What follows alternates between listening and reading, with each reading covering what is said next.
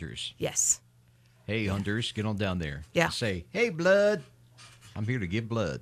So, yeah. Something like that. Yep. So we're back to What's on Your Mind, powered by SchwannCadillac.com. Living in North Dakota, do you think much about terrorism? Let's talk about that a little bit. We've got a few minutes left here before the news break at 5 o'clock on KFYR. What's on your mind? Number is 258-0550, 1-800-228-0550. Now, just a few moments ago, we were talking with two gentlemen, Clay Jenkinson and Dr. Larry Scogan, journalist and educator, respectively, about the upcoming 9/11 symposium, which is happening this weekend at Bismarck State College.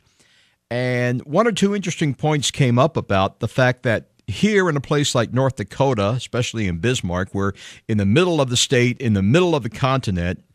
We are pretty well geographically isolated from places like New York, Washington, places that presumably would be high priority targets for any terrorist attack on this country.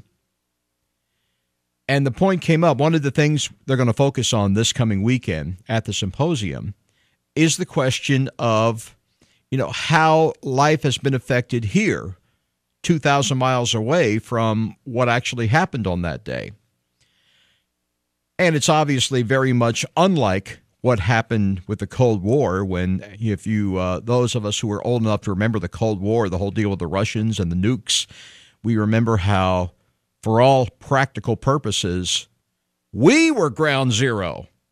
If the balloon had ever gone up, we'd be sitting here watching our missiles heading toward Russia and hopefully taking a few moments to, pray, get our affairs in order. I don't know. Kiss our favorite body parts goodbye. I don't know.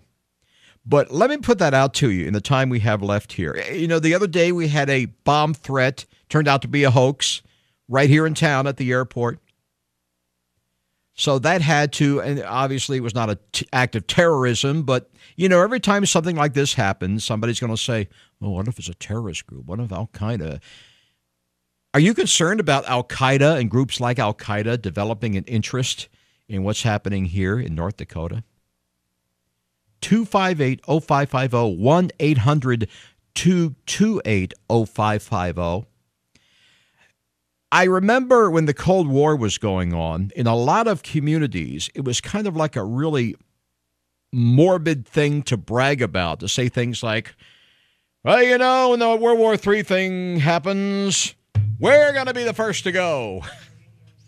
Well, actually, that may have been true as far as North Dakota was concerned. But what about terrorism? No, you think in terms, you can drive yourself nuts second-guessing some of this stuff. Thinking, well, we're not a sexy target for the terrorist. But then again, are we? Yeah, what about the Garrison Dam? What about some of our other locations? Let's grab a phone call here. Let's go to Ken. Good afternoon. You're on KFYR. What's on your mind? Good afternoon. You mentioned the Garrison Dam. Actually, that whole dam system's a good target. If they really want to mess up the country, they blow up Fort Peck when it's full, like they could have done this year, and it would have cut the country in half. I was thinking about that. When I first relocated to Bismarck a few years ago, I remember asking somebody here about that, about the whole situation with the dam, and they said if that dam ever went, much of central, North, and South Dakota would be under about 30 feet of water. Oh, yeah. I mean, it would tear out probably every bridge from here to the Gulf. Now, I wonder, I feel weird kind of talking about this because we don't want to give anybody any ideas, but then again, they probably, I'm sure Homeland Security's thought about this already. How well protected is the dam from something like that? I mean, what would happen if somebody flying an airplane just decided to, in the dam? Yeah, I really don't know. There's actually a Tom Clancy novel that had a part in it about them blowing up a dam somewhere. Well, it was Hoover Dam, wasn't it? Actually, no, I think it was in the Middle East. Oh, okay. It's a fictional thing, so I don't know. Suez Canal, maybe. Yeah, they've got a couple of big dams over there. Yeah, but let me ask you something. Is this something you think about a lot, living here, dealing with life in North? You do think about it? Oh, yeah, I think about that all the time, especially, with the water we've had this year especially. Yeah. And, plus, like you're talking the Cold War, I grew up with that too. Right. And, my farm, or the farm that I lived on with my parents, we were 3 miles from the nearest missile silo. We had about, within 10 miles, there was probably 5 or 6 of them by us. And the missile silos were all primary targets, which mean they'd be the first to go. Within a half hour, you see the missiles flying. Presumably, we'd get ours out of the ground before they got here. Theirs got here. But you figure 15 to 30 minutes and get your affairs in order in a hurry. Yeah. I appreciate your comments here, Ken. Thank you for calling KFYR. Thank you for calling What's on Your Mind. The number 258-0550, 1-800-228-0550. How scared of terrorism should you be? I mean, the fact is, in the last 10 years, if you want to really break it down, there have been some Americans have died as a result of what we can loosely describe as acts of terrorism, mainly overseas in places like Iraq and Afghanistan.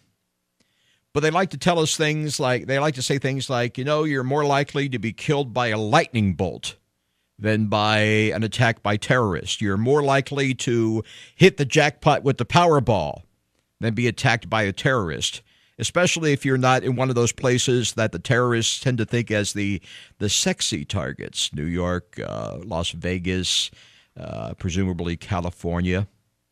But like I say, you can drive yourself up the wall second-guessing what these guys are going to do. I don't know. Maybe they're thinking, well, let's hit them where they really don't expect. They expect us to hit New York. So let's go out in the middle of the country somewhere and hit them there. And let's hit them there. So I honestly don't know whether to be concerned about it or not. 258-0550, 1-800-228-0550. My name is Jim Walsh. I'm sitting in for Scott this afternoon. Scott is over at the Kirkwood Mall in Bismarck. He's been giving blood, seriously, taking part in the annual Battle of the Badges blood drive. We got a competition going between the police department and the fire department, and we'll see how that plays out in just a few minutes. Joe, good afternoon. You're on KFYR. What's on your mind? Well, you mentioned about the dams and the water and all that being detrimental. That would definitely be a deterrent factor for the middle of the U.S. I get more concerned about all the oil rigs and the bulk up here by Tioga and the Watford and the northwest corner of our state. If that were ever got hit, we would have such a smog and there would be such a fallout. You wouldn't be able to see.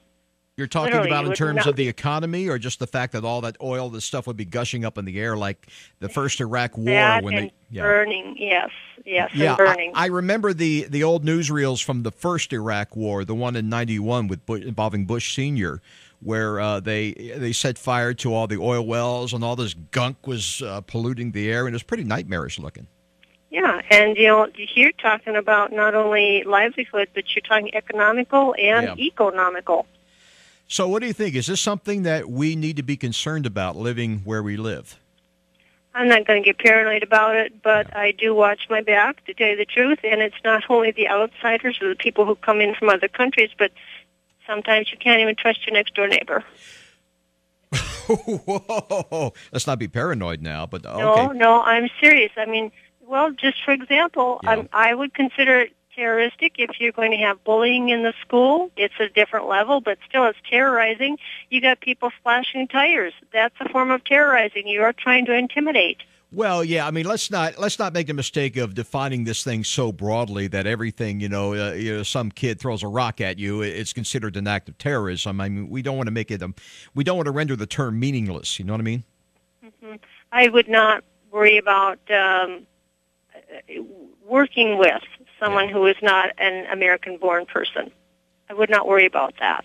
I would definitely be worried about the ones who are being turned and conformed inside the U.S. territory. I see. I appreciate your comments, Joe. Thank you very much for calling AM 550 KFYR. What must it be like to be a Muslim and live in North Dakota? Right. That's got to be tough. We're going to pay some bills. Sure.